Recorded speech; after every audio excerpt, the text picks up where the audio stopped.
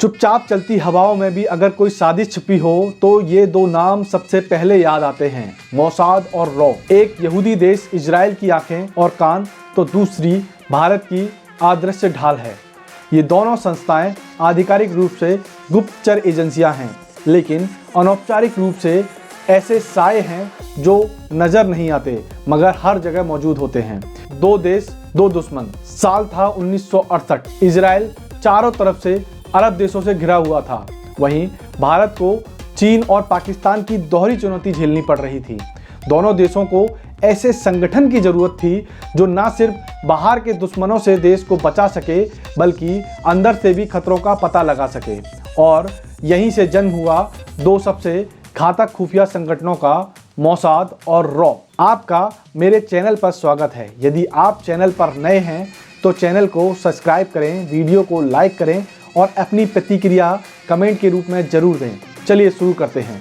Mossad, साये की तरह चलने वाला शिकारी। मोसाद की कहानी किसी थ्रिलर मूवी जैसी लगती है। इसकी स्थापना 1949 में हुई थी, लेकिन असली ताकत इसे 1960 के दशक में मिली। इसका मकसद था इजराइल का कोई भी दुश्मन दुनिया में कहीं भी हो बच नहीं सकता।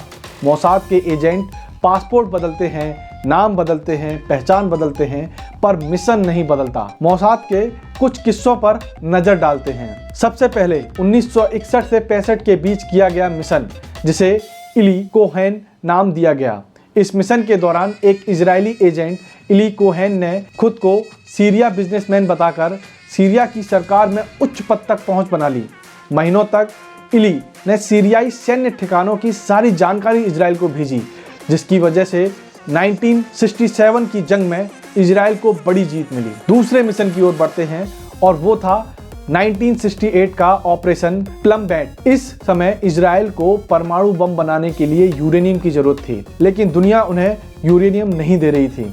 इस मिशन को अंजाम देने के लिए मोसाद ने एक नकली कंपनी बनाई। गुपचुप एक जहाज के जरिए बेल्जियम से यूरेनियम चोरी करवाया और किसी को खबर तक नहीं लगी।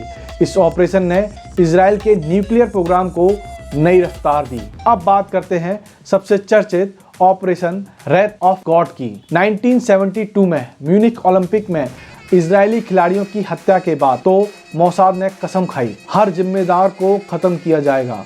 किसी को पेरिस की सड़कों पर मारा गया तो किसी को लेबनान की गलियों में। यह एक स्पष्ट संदेश था, हम कभी नहीं भूलते हैं। एक और ऑपरेशन एंतेबे हुआ यूं कि युगांडा में आतंकियों ने एक विमान को हाईजैक कर लिया था, जिसमें इजरायली नागरिक भी थे।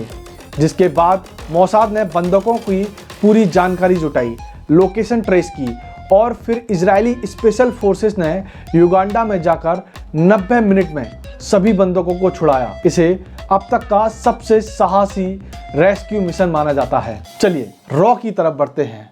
रॉ की कहानी थोड़ी शांत मगर उतनी ही घातक है। 1968 में जब भारत को चीन और पाकिस्तान की ओर से बार बार मात मिल रही थी, तब प्रधानमंत्री इंदिरा गांधी ने RN काव को, जो एक बेहद होशियार IPS अफसर थे, को बुलाया और कहा, मुझे ऐसी एजेंसी चाहिए जो लड़ाई शुरू होने से पहले ही दुश्मन की चालें पकड़ ले। और बस यहीं से रॉ की नींव रख दी गई।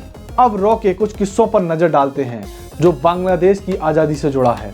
1971 में पाकिस्तान द्वारा बंगालियों पर अत्याचार किए जा रहे थे।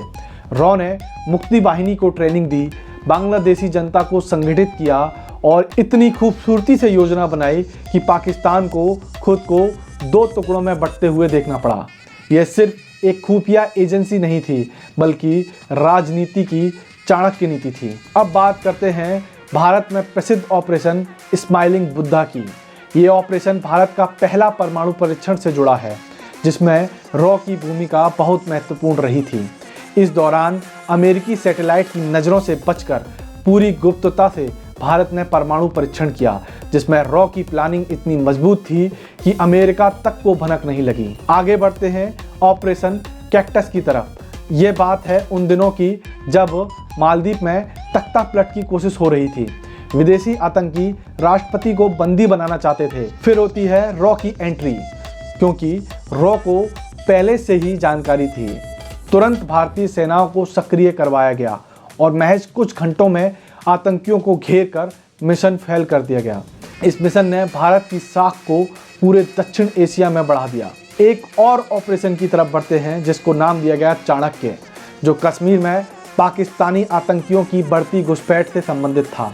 इस दौरान रॉ ने कश्मीर में कई डबल एजेंट तैयार किए जिनके जरिए आतंकी संगठनों की भीतरी जानकारी मिलती थी, जिसके जरिए कई बड़े आतंकी हमले रोके गए और दुश्मन नेटवर्क धीरे धीरे खत्म कर दिया गया। चलिए अब मोसाद और रॉ का तुलनात्मक विश्लेषण भी देख लेते हैं। अब मान लीजिए दुनिया एक शतरंज का मैदान है। इस पर दो खिलाड़ी हैं, एक इजरायली एजेंट, दूसरा भारतीय एजेंट। दोनों अलग अलग स्कूलों से हैं और दोनों का मकसद एक ही है, अपने देश की सुरक्षा। मोसाद की ट्रेनिंग कड़ी होती है। मोसाद के कैंपों में उन्हें सिखाया जाता है कि कैसे नकली पहचान बनाई जाए, कैसे दुश्मन देश की भाषा सीखी जाए और कैसे एक गोली से इतिहास बदला जाए। वहीं रॉ की ट्रेनिंग एक रोमांचक और बेहद गहरी है। उसे इतिहास पढ़ाया जाता है, राजनीति के खेल समझाए जाते हैं और बताया जाता है कि कैसे बिना गोली चलाए युद्ध जीता जाता है। मोसाद लड़ाई में आगे रहता है तो रॉ रणनीति में आगे। वर्किंग स्टाइल यानी कार्यशैली की बात करें तो मोसाद के मिशन सीधे और स्पष्ट होते हैं, दुश्मन को खोजो और ख़त्म करो। रॉ के मिशन लंबे होते हैं, संपर्क बनाओ, अंदर तक जाओ और सही वक्त आए तो सिर्फ एक कागज से पूरी सत्ता हिला दो। मोसाद जहां किल फर्स्ट आस्क लेटर में विश्वास रखता है, वहीं रॉ नो फर्स्ट इन्फ्लुएंस लेटर को अपनाता है। तकनीकी और नेटवर्क की बात करें तो मोसाद तकनीक के मामले में अत्याधुनिक है। ड्रोन, साइबर अटैक, हाईटेक निगरानी, इन सब में माहिर है। इसके एजेंट हॉलीवुड फिल्मों जैसे लगते हैं। रॉ का नेटवर्क विशाल है, पूरे दक्षिण एशिया में इसके संपर्क हैं। अफगानिस्तान से लेकर नेपाल और लंदन से लेकर म्यांमार तक सभी जगह फैले हुए हैं। हालांकि मोसाद की सीमा सिर्फ एक है, इजराइल की सुरक्षा। उसके लिए यहूदी जीवन सबसे ऊपर है।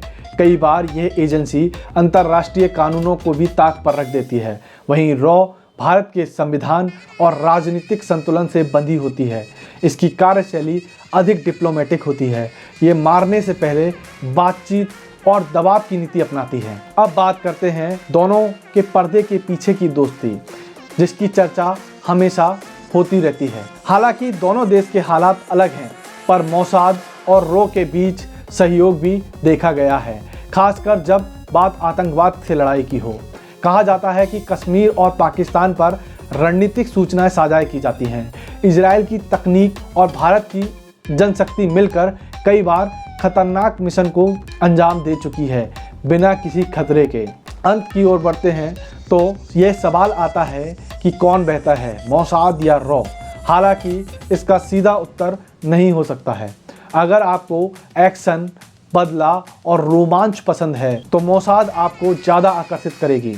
अगर आप राजनीति, कूटनीतिक और शांति की दिशा में असर देखना चाहते हैं तो रॉ की चालें ज़्यादा सराहनीय लगेंगी। पर सच तो ये है, दोनों ही अपने अपने देशों की आदर्श सेना हैं। दोनों के एजेंट इतिहास में नहीं दिखते, पर इतिहास उन्हें देखकर रास्ता बदलता है।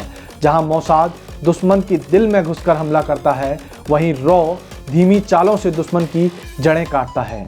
जब कोई आतंकी साजिश टल जाती है या दुश्मन का प्लान अचानक फेल हो जाता है तो समझिए कि कहीं ना कहीं दोनों एजेंसियां साए की तरह अपना काम कर चुकी हैं। इनकी कहानी कभी खुले में नहीं आती है, पर जब आप रात को चैन से सोते हैं तो चैन की कीमत इन खुफिया परछाइयों को चुकानी होती है, चुपचाप बिना शोर के। मोसाद और रॉ, दो नाम, एक मिशन, अपने वतन की रक्षा। धन्यवाद।